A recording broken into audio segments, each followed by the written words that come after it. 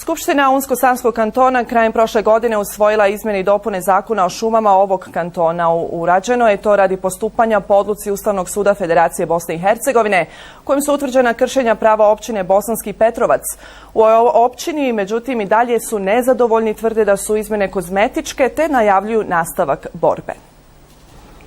Kršenje prava u pogledu zaštite šumskih resursa, zastupljenost u nadležnim upravljačkim strukturama, ali i raspodjela prihoda od sječe, zakonske su odredbe čije izmjene Ustavni sud Federacije BiH zahtijevao od kantonalnih vlasti jer su štetne po Bosanski Petrovac. Nije se to uradilo, uradilo se samo to da je sazvana sjednica pred istek samog roka, znači tog za tu presudu, kada je Skupština kantona na prijedlog vlade donijela određene izmjene koje su smiješne. Namjenska sredstva više nisu namjenska za izgradnju puteva, ne znam, nije održavanje to. Naravno da mi tu nismo mogli zadovoljiti prohtjeve svih onih koji su htjeli da se naprave određene izmjene u zakonu, odnosno mi smo u tom trenutku napravili maksimum koji smo mogli. Na teritoriji ove opštine godišnje se sječe najviše šume, skoro 50%, dok godišnja naknada koju dobijaju iznosi tek 5%. Vujić tvrdi da se ovoj lokalnoj zajednici krade njeno bogatstvo. Matematički to i objašnjava, te ističe da su se na račun opštine trebali sliti milioni. U Republici Srpskoj to je 10%.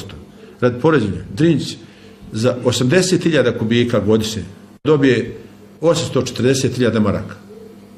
Kanton, drugi, Livanjski kanton, za 120.000 kubika, drvar govorim za drvar koji je Livanjski kanton, dobije 640.000 maraka godišnje.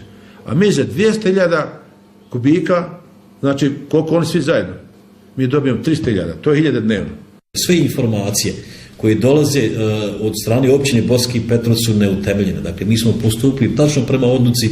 Dapače, ove godine smo prema općini Bosanski Petrovac toliko izdvojili financijskih sredstava, do meni nije uopće jasna argumentacija koju neko tamo iznosi. U cijeloj priči najviše su oštećeni građani, smatraju u ovoj opštini.